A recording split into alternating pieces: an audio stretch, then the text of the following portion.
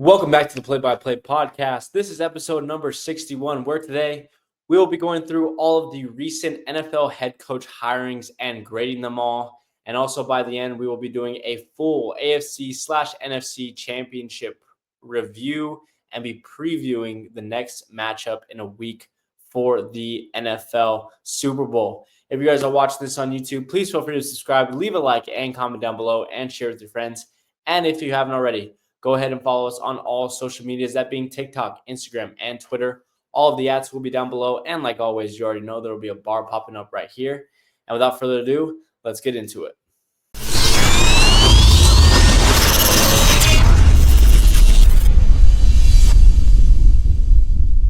So the NFL head coaching cycle is officially coming to a close with only one head coach vacancy left, and that being with the New Orleans Saints. And even so, it looks to be like Kellen Moore is going to be the official head coach of the Saints very, very soon. It's not confirmed. It's not confirmed, but it has been confirmed that he is the front runner and that they are potentially negotiating on a deal. But what a wild, wild road it was. What a shakeup of these coordinator jobs that we have seen going all over the league. And there were a lot of teams that actually did not do too bad coming out of this with brand new head coaches. You start off with the very first head coach hiring, which was Mike Vrabel to the New England Patriots. Me, myself, I personally graded that as an A, and I feel that Mike Vrabel is going to end up being the best head coach hiring, at least as of right now. I think that Ben Johnson is a very, very close second, but with no previous head coaching experience, I think that Vrabel, with his experience, clears him just a little bit. But you get Vrabel in a situation where he is very, very familiar with his organization. He is very, very familiar with how things are supposed to be ran. He was ran underneath. He is literally out of the player/coaching tree of Bill Belichick. Not that he runs a particularly similar system to Coach Belichick, but he is somebody that definitely is the guy to continue the Bill Belichick tradition. It wasn't Gerard Mayo. I like Gerard Mayo. I don't think that he was given as good enough of an opportunity. But I think that Mike Vrabel is somebody that is going to be able to revive this Patriots defense. And more importantly, especially if they're able to get more weapons and some offensive line help, begin to actually grow Drake May into the star quarterback that I believe he is going to be. So Vrabel, we start off with an A. You move to the Chicago Bears, Ben Johnson, who we made a huge video about. I'm going to grade that just under that. Like I said, I'd go about A- to a B+.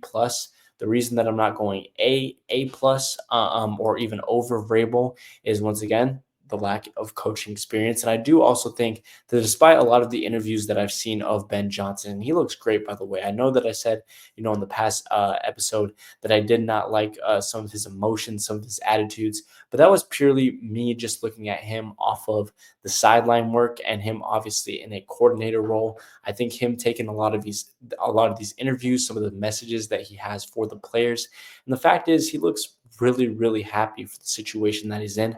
And I think that that's going to play well. We're still going to have to see. We're going to have to see how that translates, and we're going to have to see how his emotion changes from being second in line to first in line on that sideline. But other than that, a very, very creative offensive mind, the most wanted head coach for the past 2 or 3 coaching cycles. The Bears grab him, who already have a stacked offense, who are just looking to bolster and add to that offensive line. And hopefully Ben Johnson is somebody that can ground Caleb Williams a lot more, allow him to build on his pocket presence, his ability down the field, and grow him into the generational talent that he was called coming into this draft. Then you have one of the newest signings that we have not discussed yet, and that's the Jacksonville Jaguars hiring Liam Cohen. A huge shakeup there. If you have not heard about the story, Liam Cohen originally was interviewing and was in talks with the Jacksonville Jaguars. The Jaguars at that time were not willing to move off of general manager Trent Baalke, which was what Liam Cohen wanted. And because of that, Cohen decided to leave the Jaguars organization for that time being, go back to the Tampa Bay Buccaneers in a deal that would have made him the highest paid offensive coordinator, I believe, in NFL history, by the way. The Jags thought that this was a really great opportunity to get another good, young, offensive minded head coach. And so they go ahead and they fire Bulky. They bring Cohen back in. They're able to negotiate a contract. And he is now the brand new head coach for the Jacksonville Jaguars in Duval. Now, what is the grading for this? I saw Colin Cowherd a little bit earlier in the day grade this a B, and honestly, I'm going to have to agree with them. I'm going to go anywhere from a B to B plus. I still think it's a really solid coaching move, and I think it's going to be one of the better ones that comes out of this list. But here's the thing. Cohen came to the Tampa Bay Buccaneers, and he did a pretty good job continuing what Dave Canales brought to the table with Baker Mayfield. However, he didn't start with Baker Mayfield, if that makes sense. Canales was the one that put the work in, set in stone, and started this train. Credit to Cohen for keeping that train going. But Baker Mayfield already had a lot of natural talent. We all knew this, and it took, two offensive coordinators to finally unlock him and create him into the rough, gritty winning quarterback that we thought he could be, like we saw at Oklahoma. Trevor Lawrence isn't that. He's a little bit more of a pretty boy. He does have some talent, but once again, there hasn't been a coach that has really been able to unlock him. Now, maybe that is to Cohen's advantage, because if he is somebody that continued to train for Mayfield, maybe he's somebody that will be able to unlock it with Lawrence. But how much can we really put on Cohen for Mayfield's development and play? For me, I give a lot more credit to Canales for once again starting that ship. And to also put into effect the fact that the Jacksonville Jaguars, outside of Brian Thomas Jr., don't have significant passing weapons. Now, it's something that they could definitely improve, but they are definitely going to need to improve that. And Trevor Lawrence needs to be going at an improvement rate fast enough that when they bring those guys in, they're going to have to be successful. Not only that, but I do also feel like the defense for Jacksonville took a pretty huge step back this previous year. They weren't the people that played the Patriots in the conference championship 4 or 5 years ago when they had Saxonville. They need to work on their pressure. They need to get help in that secondary. I have them right now going with Michigan cornerback Will Johnson in the draft, and I think that is going to be the perfect fit for them. The question is not on really the take of Liam Cohen. It's the fact of, is this Jacksonville team talented enough? And was Cohen's time in Tampa Bay based off of his ability to coach or off the ability for Canales to start that ship? So right now, there's a little bit of uncertainty for me going forward with Cohen, but overall, young offensive mind, somebody that potentially could unlock and improve Lawrence. You got to love it over here. And it is clear that the Jaguars, in firing Bulky, wanted him. So they got their guy. There's confidence there, and that has to be a plus as well. Another new head coach signing that we have not discussed yet was Pete Carroll returning to the NFL, returning in a different conference now. It's still in the West, but going to the AFC with the Las Vegas Raiders at the age of 73. He is now officially, once again, the oldest head coach in NFL history. And as a Broncos fan, it's so frustrating because you feel like you're getting ahead. You feel like you're winning games. You feel like you're starting to finally put together your team. You have a Hall of Fame coach in Sean Payton. Now you have to compete in a division that has Sean Payton, Pete Carroll, Jim Harbaugh, and Andy Reid. Not to mention the fact that you have quarterbacks such as Patrick Mahomes, such as Bo Nix now with the Denver Broncos, Justin Herbert, and you have the potential for the Las Vegas Raiders to go out and get a rookie quarterback, which we will talk about in just a second. This division is stacked. It continues to be stacked. It continues to be, in my opinion, one of the most competitive and entertaining divisions in the league. Now, where does Pete Carroll rank? I'm going to give him around the same rating that I gave Ben Johnson or Mike Vrabel. So I'm going to go into that A to A minus range for Pete Carroll. Experience is off the charts. Success off the charts. I believe only had 2 total losing seasons. It might have been 3, 2 or 3 total losing seasons in his tenure with the Seahawks. Was able towards the end of his tenure to revive and unlock the career of Geno Smith when a lot of people thought that Geno was done, especially even at an older age than when he was drafted at, when he had that type of potential. And Geno Smith, definitely not one of the best quarterbacks, but is in that type of middle range, maybe 15, 16, maybe high 20s if you want to rank him there. Pete Carroll was able to make that happen. And he was able to do it with some interesting weapons, such as DK Metcalf, who maybe isn't your traditional wide receiver because he is a lot bigger. He's more of a unit. He kind of reminds me of a tight end in certain sense. Um, Now, the big concern for me with Carroll in Las Vegas is the fact that when you look at his tenure with the Seahawks, it was the fact that the Seahawks almost always had a really solid running back. Of course, Marshawn Lynch was one of the best in the league when he was around, but then even after Lynch left, they still had people such as Kenneth Walker come in. They had, I believe, they had Sony Michel for a little bit of time. Who was that other guy? Thomas Rawls. They had for a little bit of time following Lynch. Carroll has always had some really, really solid running backs. And for me, Vegas with who? Alexander Madison, Zamir White, they do not have that rushing attack at this moment. Now, again, that doesn't mean that they can't go out and draft it. That doesn't mean that they can go out and get an Ashton Jeanty in the draft. They definitely can. Or get a Hampton in the second round, or even a Bo Scatterbo down the line in the third, fourth, fifth round, where I think he will probably land. They have that ability. But if they want this to be successful, if the Raiders want to go ahead and make this successful, they're going to have to be very offensively active, especially within this draft. So I would look at them right now, especially with having a new head coach, especially with having a new GM, especially now with Tom Brady being involved in decisions. I would 100% put them at the top of my list of the teams that are looking to trade up and get a quarterback, even more than the New York Giants as of right now. I think that there's probably a 75%, if not more, chance that the Las Vegas Raiders go ahead and trade up for either Cam Ward and Shedeur Sanders. Now, who in particular, I'm not sure. But the important thing is you do have somebody like Pete Carroll who is able to go out and take somebody like a Russell Wilson, who was drafted in, I believe, the fourth round, and go out and make him a Super Bowl winning quarterback and make people believe that he was at the top of the league, at that time a couple of years ago. So Carroll can do that with this questionable quarterback class that's coming in. You have Shedeur Sanders, Cam Ward, two people that are looked at as average. Heck, you could even go down the board and you could see what Carroll's ability is. And I've mentioned so many times, you could get a Will Howard, you could get a Riley Leonard, you could get a Jalen Milroe, you could get a Quinn Ewers, you could get a Jackson Dart, and see how Carroll is able to develop and upbring those guys. But it is 100% true that you cannot stick with the current room that you have in Las Vegas, which is sticking with Aiden O'Connell, Desmond Ritter, or a Gardner Minshew, especially coming off an injury for that matter. They have to go out and they have to get a guy that Carroll believes in. And even if it's not this year, you still have the following year where you have Arch Manning coming in. So even if this team struggles, they could potentially be in position to get a guy like Arch Manning in the following year. There's a lot of teams that are looking at him that are going to be vying for their services. So the Raiders, in a couple of years, with the fact that they drafted a great tight end in Brock Bowers, they could be scary. And Pete Carroll was definitely at the top of my list for head coach hirings. We then move from the West all the way to the Northeast with the New York Jets, who hire the other Lions coordinator. Big, big hit for the Lions. We're going to have to see who they have their eyes on as far as hiring, but it is no doubt that this is definitely going to affect them.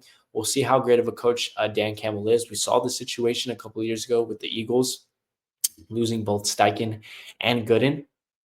And with the amazing talent that they've had on their squad, they have not really faltered since then. But now let's stick with the Jets. Colin Cowherd today had this as a C ranking. I feel like this is a little bit disrespectful. I understand that it is another defensive coach that the Jets are bringing in. I know that we have heard this story over and over and over again.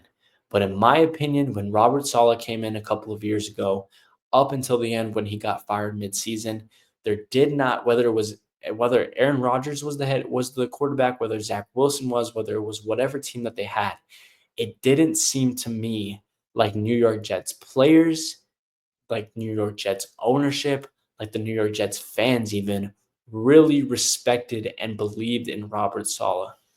Aaron Glenn is somebody that is going to walk in and demand respect from you from the beginning. Saw his press conference, gave a lot of powerful speeches that had a lot of powerful messages in him. He is a motivating guy. He is a guy that is going to set the bar, and he is going to tell guys, if you can't reach the bar, I'm going to find somebody else. He is very, very similar. He's very much a paradox between or in the middle between Dan Campbell and Sean Payton. Kind of a hard ass at times, but also somebody that is very, very motivated and is going to want the best out of his guys. Now, is he going to be successful right away? Probably not. This was a Jets defense that was still top in the league, but he still does have to look to revive and take step forwards with guys that did take a step back this previous year, such as Sauce Gardner. We're not sure what the quarterback position is going to be like, and even so, there still needs to be a lot of rebuilding on that offensive side, especially on that offensive line.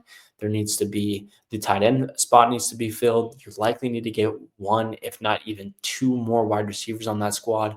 So rather Aaron Rodgers is there or not, this is a team, especially with a defensive head coach right now, that is definitely going to struggle offensively right away. But, but, this signing strikes me very similar to Dan Campbell. You come into a situation with a motivating, hard-nosed head coach with a team that has not been respected in years, that has not had success in years, if not really ever. And you come in, and if Jets ownership can take their hands off of this project and allow Aaron Glenn to just be himself and do what he needs to do, I see him rebuilding this squad quickly, very, very quickly. Once again, whether that's with Rodgers or it's not with Rodgers, I feel like Aaron Glenn will have full control of the situation, and he is a guy with his demeanor, with his motivation, with his ability to rally his team with an NFL franchise that has just seemed so insecure, immature, that has seemed so scared at times even. He's the one that is going to bring that out of guys and put it to the best of his ability. Would you have liked an offensive minded coach like a Liam Cohen? Maybe, but I don't know if Cohen would have been able to handle all of the shots that are going to be coming Aaron Glenn's way over the next couple of months and over the next couple of years. So in my opinion, I'm going to rate this a B minus just simply because it's not offensive minded. But this Jets team has had a pretty good defensive identity for the past couple of years. Glenn will touch into that, and he will hopefully either have Aaron Rodgers or the rookie quarterback or the veteran quarterback, maybe even the Sam Darnold coming in. He will allow them to buy in. And I still like this as a head coaching grab. And finally, probably the worst of the worst, unless the New Orleans Saints can go ahead and top this. The Dallas Cowboys depart from head coach Mike McCarthy, and they go ahead and sign offensive coordinator from the Dallas Cowboys in Brian Schottenheimer. If you guys follow my TikTok, you know how I feel about this. If you guys have been seeing the YouTube shorts, you know how I feel about this. Now, I don't want to give this an F because I don't want to just immediately put Schottenheimer into the ground. He could be the greatest coach of all time for all we know. We do not know because we don't know really anything about him.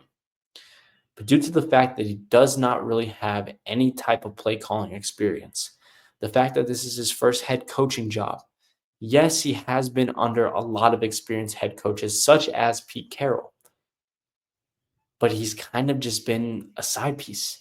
He's kind of just been the guy that says yes to everything the head coach says. And Jerry Jones admitted it himself. He's only here because of who his father was. And because of that, because of the fact that it doesn't even seem like Jerry Jones really believes in him, he talked about him as being just a high risk, low reward type hire. I'm going to rate this a D. I wish him all the best. He is technically a offensive minded coaching signing, which I think is beneficial, especially for Dak, who's coming off of an injury, especially for a Cowboys team that could potentially, if Jerry wants to go in that direction, get Ashton Jeanty. They will be in perfect spot to get Ashton Jeanty from Boise State, or maybe they go out and get one of the top wide receivers to pair with CeeDee Lamb, especially with the Cowboys team that is lacking offensive line and that is deteriorating at the offensive line spot. He's an offensive-minded coach, and because of that, because of who his dad was, because I do have to take that into a little bit of consideration, and because even though he hasn't done a lot, he does have a lot of experience in the NFL, and the fact that I don't want to run him into the ground, that for me takes it from an F, and I'm going to click it 2 spots all the way to a D. I don't expect anything out of him. To be honest, I think that he'll be fired within the next year or two. To be honest, I would have a hard time saying that the Dallas Cowboys do not have a winning season next year. I think it's almost a guarantee that they're going to have a losing season next year. But you got to give the guy a chance. And I understand that. I don't like the hiring. Nobody likes this hiring, but we'll have to see how it goes. So, to put that into perspective, we have Mike Vrabel and Pete Carroll even at an A. I have Ben Johnson slotted right behind that, anywhere from an A minus to a B plus. Liam Cohen comes right behind there at a B. Behind that is Aaron Glenn. And then finally, all the way at the bottom is a Brian Schottenheimer. I don't want to rank Kellen Moore in there as of right now because, again, it is not confirmed that he's going to be the Saints head coach. I think he would rank a little bit higher than Schottenheimer, though, but we'll have to wait and see what happens there. But it was a big time head coaching shakeup, and it is one that, in my opinion, is going to reshape the league for years to come. A lot of these teams are going, build or bust, like we say with my basketball series. They're going build or bust with this. Ben Johnson, if he doesn't work out, the Bears are going to be in huge, huge trouble because they're likely going to waste all of Caleb Williams' rookie contract. The Jags, same thing. If Liam Cohen busts, Trevor Lawrence is a bust, and that means that team goes in the dirt. If Pete Carroll doesn't work out, how many more chances are we going to give these Raider teams? And how long is it going to be until these Raider teams actually have an offensive identity? If Aaron Glenn doesn't work out, I'm not sure if the Jets will ever be successful because they do have talent on this team, and Glenn is a good motivator. The Cowboys, I think that they're already in a quick descent down. Is Schottenheimer going to speed that up? We'll have to see. Vrabel, they have a rookie quarterback now. Vrabel is really going to shape how this rookie quarterback, how Drake May ends up in the league. So for a lot of these teams, and even the Saints going forward, who haven't even hired a head coach yet, there's somebody that's lacking identity, that needs a culture rebuild. So for a lot of these teams, if not all of these teams, we're going to see brand new teams coming into this league next year. If that's a positive thing or a negative thing, that's up to them. We're going to have to see how it goes. Now going ahead and shifting over from coaching all the way to the playoffs, because this was a big championship weekend last week, and we probably got the Super Bowl matchup that nobody wanted, including me. I understand. This is still going to be a great game. It is still going to be a great game. Chiefs, Eagles, excited to see the rematch. But I wanted Bills, Eagles. I even would have been fine with Bills, Commanders. I would have even been fine with Commanders, Chiefs, likely, just to have something new in there. But the obvious did end up happening. So let's start in the NFC with the Commanders and the Eagles. This was exactly how I thought the game was going to go. I was hopeful that the Commanders, with their ability to weather the storm, with the Lions running attack and still being able to cause turnovers, I had a little bit of faith that they would potentially be able to weather the storm one more time, not stop Saquon Barkley, but still be able to force maybe some turnovers, maybe go head to head in an offensive shootout with them and outscore them. None of that happened, and it was clear. It was clear as day right from the first play of the game when Jalen Hurts does a toss to Saquon Barkley and he has, a 60, 70-yard touchdown, that it was going to be a long day, and it was that. Now, that's not to say that the Commanders didn't have a lot of opportunity in this game, because they did. I walked away from that game still in my heart believing that the Commanders really could have won that game. But just as it happened in the Detroit game, turnovers really killed. And I believe, I could be wrong, but I believe, I'm going to check this right here, that they had 4 total turnovers on the day. Yep, they had 3 fumbles lost, and then Jaden Daniels had an interception thrown. One of those was on a kick return. One of those was, I believe, on a really successful screen pass to Austin Eckler that just got ripped out. Another one was a fumble. Jaden Daniels threw a pretty bad interception. And all of those came, except for the kick return, obviously. The other 3 turnovers came on drives where they drove the ball really well. They attacked this Eagles defense. Jalen Carter and the pass rush was able to get in at times. Quinyon Mitchell was still really difficult to deal with on the outside, but there were a lot of possessions where the Commanders were able to go down the field. They left a lot of points on the board. There were a lot of possessions where they could not convert on the touchdown and they had to kick a field goal, especially on that first drive of the game, where I believe they went for it 3 times on fourth down and then they got down there. And Dan Quinn did the smart decision. Definitely, I feel like the right decision to go ahead and kick the field goal.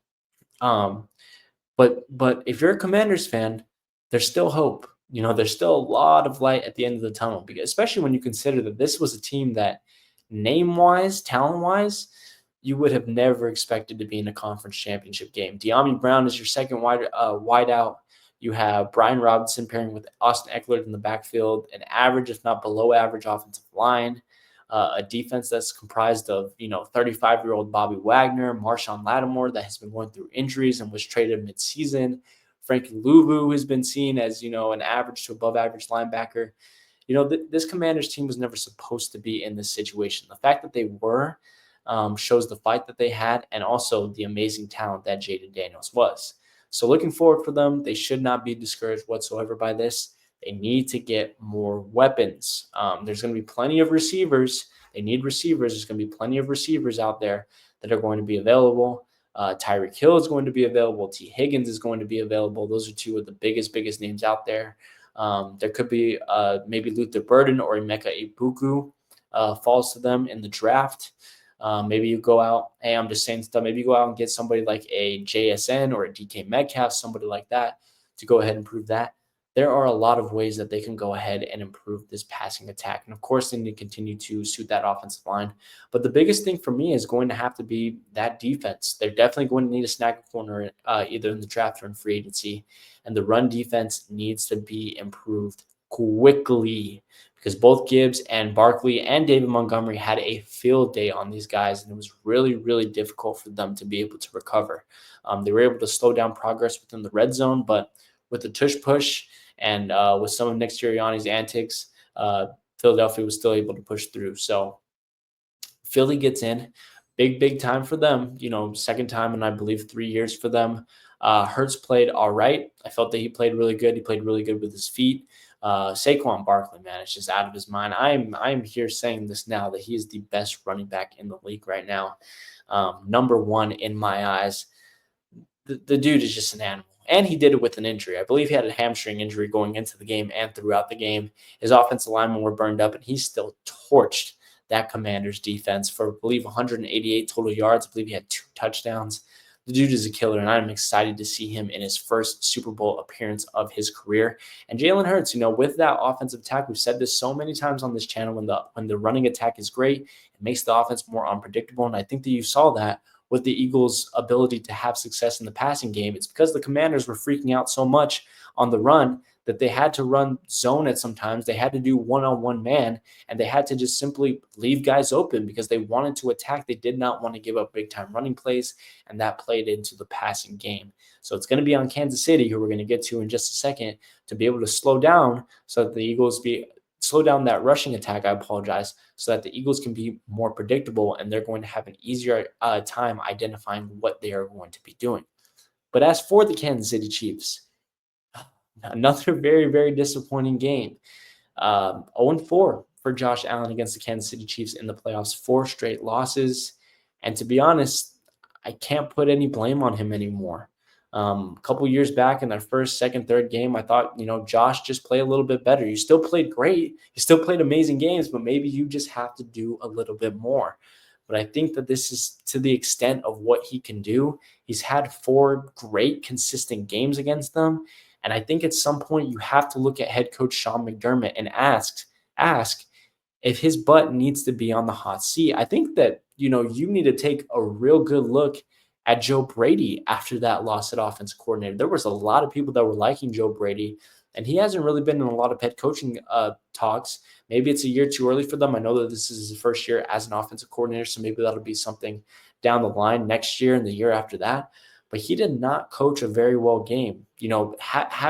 Putting the decision into running so many tush pushes, trying to run so many tush pushes on fourth down, it just became so predictable. And you're not the Eagles where it's going to be so difficult to stop that. No, you don't have that type of offensive line. You don't have a smaller quarterback that squats 600 pounds that's going to be able to move guys out of his way. You just don't have that on your squad. You don't even have what the Ravens had, where they went ahead and they ran Mark Andrews, I believe it was, at the forefront of that and pushed that forward because he was bigger than size. No, that is not Josh Allen's type of play style. You did not play to that. There were a lot of plays, especially on that last and final drive, where they seemingly just ran stupid and ineffective screen passes that didn't lead them anywhere, that the Chiefs read like a dang book. And by the end of it, Josh Allen is looking at everyone saying, I know that's not the best that we could have done. We could have taken more opportunities down the field. We could have capitalized on so many opportunities that we had driving. I mean, when you look at the box score, the Bills outgained them. They had 6 more total yards, so don't get me wrong, that's not a lot. The Chiefs had 6 more total yards passing, but they had 12 more rushing yards. They had, another minute and a half of possession time when you look at it. They were pretty much even in penalties. The Bills had 1 more. Fourth down efficiency, they were 4 for 6. Not much that you can really ask for more there. Third down efficiency, was that great? No, but then they were able to make up for it on some of those fourth downs. Like, they played a great game. And the fact of the matter is, in each of the 4 games that they have played, they have not been able to stop Patrick Mahomes and the Kansas City Chiefs. Not to mention the fact that that is what Sean McDermott's job is to do. He is a defensive-minded head coach. He is supposed to come up with schemes that are able to go up against some of the top offenses in the league and stop them. How do you stop them? I'm not particularly sure, and that's not really what my job is. But it is clear that Sean McDermott, in 4 games, in 4 total years that he's had time to plan for this game, he has not been able to figure out the ability to stop that. And for me, that is a huge, huge, huge liability. Now, the Bills are obviously going to give him at least 1 more year because he continues to take them to conference championships and to conference divisional rounds and whatnot. But within the next year or two, especially next year, if they pretty much reach the exact same point where they reach the divisional conference round and they lose to a team like the Ravens, who they had a good matchup against, if they lose to a team like the Bengals, if the Bengals are back in the mix, if they go ahead and lose to the Chiefs again, I would strongly, strongly consider Sean McDermott being out. Maybe it is Joe Brady that needs to be your head coach and take over those and turn it into a more offensive mindset and have him say, look, we're not going to stop Mahomes, so we're going to go out and we're going to score 40, 48, 50 plus points and try to outscore him. Maybe that's what it should be. Maybe that's what the plan of attack should be for right now. But in my opinion, Sean McDermott has came into this same game 4 different times, has had pretty much 4 very, very similar game plans, and has failed each of those 4 times. 4 of those times to win and 4 of those times to stop Patrick Mahomes. And it is why, in my opinion, he should, at a bare minimum, be in a hot seat for his job as of right now. As for the Super Bowl coming up, you got Chiefs versus Eagles. In my opinion, the Eagles should win this. They, in my opinion, are really solid on both ends of the ball. In my opinion, you have the defense that could go out and stop Patrick Mahomes. You have a guy in Jalen Carter that could be an absolute nightmare for Patrick Mahomes. You have cornerbacks that I believe outclassed the Chiefs wide receivers between Cooper DeJean, Darius Slay, Quinyon Mitchell.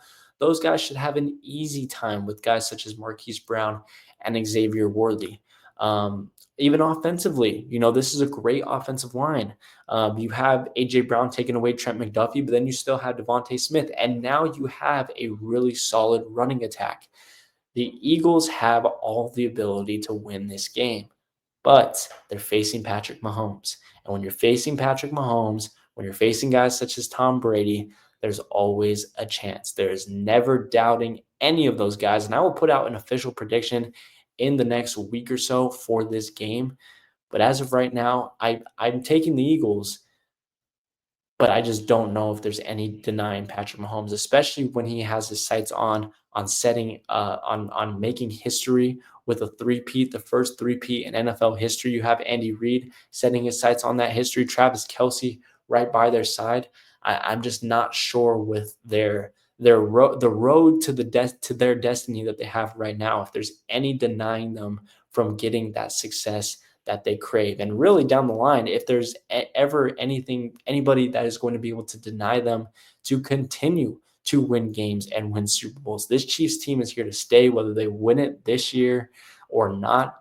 They are a dynasty, and they are going to be a team that people are going to be so annoyed playing against each and every single year for the next 5, 6, 7, potentially even decade, as long as Mahomes is under contract with them. So right now, I'm looking at the Eagles, but I'm telling you, if the Chiefs pull this out, I'm not going to be, and I'm not ever going to be surprised with that. And that's all I got for today, guys. Thank you guys so much for tuning in. Let me know what you guys think. What do you guys rank and grade these head coaching hirings? What did you think about championship weekend? And what is your Super Bowl prediction? You can leave all those down below in the comment section, as well as subscribe, like the video, go ahead and share it with your friends. And if you haven't already, please feel free to follow us on all social medias, that being TikTok, Instagram, and Twitter. You already know, just like always, all those ads are down below. And right here, there should be a bar popping up with all of those ads. Go ahead and follow us. Show us some support. I love each and every single one of you that continue to support this channel. Without further ado, guys, that is all for me today. And I will see you guys on the next one. Peace.